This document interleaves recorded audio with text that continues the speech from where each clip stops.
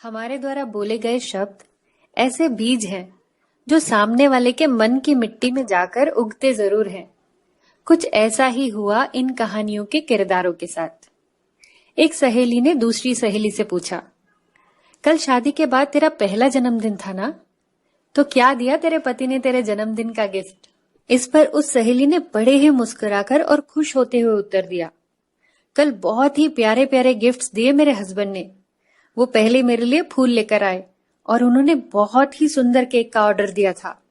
हमने साथ में बैठकर कैंडल लाइट डिनर भी किया और सब डिनर मेरे हस्बैंड ने ही बनाया था। इस पर उस सहेली ने रिप्लाई किया कि क्या यार, ये सब तो शादी के इतने सालों बाद आज भी मेरा हस्बैंड मेरे लिए करता है। इसमें नई बात क्या है? क्या कोई गोल्ड की या डायमंड की ज्वेलरी नहीं दी तुम्हारे पति ने तुम्हें? तो दूसरी ने बड़ी मासूमियत से उत्तर दिया, नहीं यार, ज्वेलरी तो कोई नहीं दी मेरे हस्बैंड ने। तो पहली सहेली बोली, अरे ये भी कोई बात है भला? उनकी नजर में तुम्हारी कीमत ये फूल केक और डिनर तक ही है। इतनी ही वैल्यू है तुम्हारी पति के नजरों में तुम्हारी। बस लफ्जों का ये जहरीला बीज बो दिया गया एक मासूम सी जमीन पर। जैसे ही उसका पति घर लौटता है तो पत्नी का मुंह लटका हुआ दिखता है।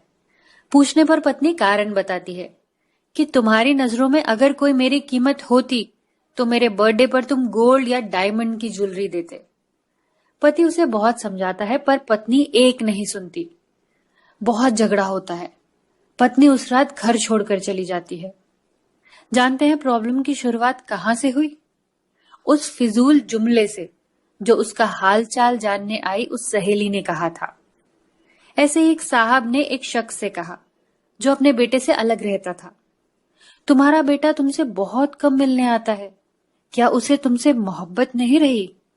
इस पर पिता ने सफाई दी, नहीं नहीं, ऐसा बिल्कुल नहीं है। बेटा थोड़ा ज्यादा बिजी रहता है और उसके काम का शेड्यूल बहुत टाइट है और उसके बीवी बच्चे भी हैं, उन्हें भी वक्त देना होता है, इसलिए उसे वक्त बहुत ही कम मिलता है। फिर आदमी बोलता है, वाह, यह भी कोई बात हुई भला? तुमने उसे पाल पोस कर बड़ा किया, उसे इस लायक बनाया, पर आज तुम्हारे लिए ही उसके पास वक्त नहीं है। ये तो सिर्फ एक बहाना है। इधर उधर की बात करके वो आदमी तो चला जाता है, पर एक शंका का बीज पिता के दिल में बो जाता है। जो पिता हमेशा अपने बेटे की स्थिति को समझता था, उसे अब हमेशा लगता कि उसकी कोई वैल्यू नहीं है उसके बेटे की नजर में।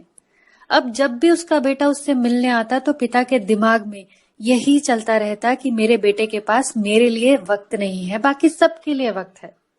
और यहीं से पड़ गई बेटे और पिता के संबंधों में खटास। इसी तरह एक दोस्त ने दूसरे दोस्त से पूछा, तुम कहाँ काम करते हो? उत्तर मिला, फला फला दुकान पर। दोस्त ने फिर प्रश्न किया, कितनी तनख्वाह मिलती है वहां? 18,000 उत्तर मिला। क्या, सिर्फ 18,000 रुपए?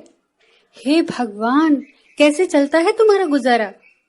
अब तक तो उसके दोस्त का गुजारा बड़े मजे से चल रहा था, पर दोस्त की बात सुनते ही उसे लगने लगा कि वाकई कैसी जिंदगी बिता रहा हूं मैं।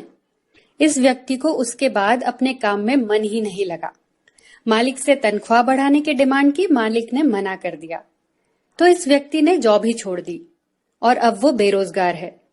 एक काम था उसके पास जिससे वो बहुत संतुष्ट था, पर अब वो भी नहीं रहा।